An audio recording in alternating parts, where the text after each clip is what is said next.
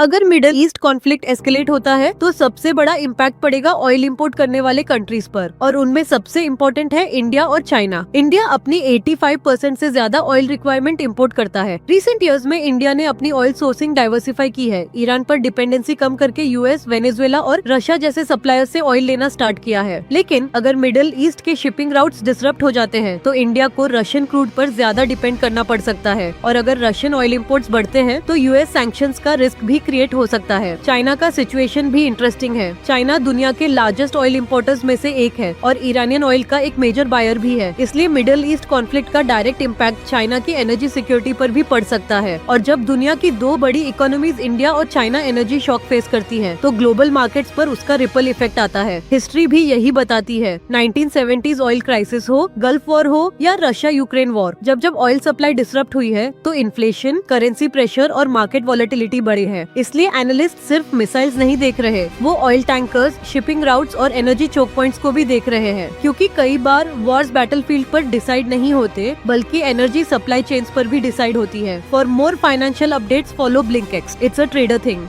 Investments in securities markets are subject to market risk. Read all the related documents carefully before investing.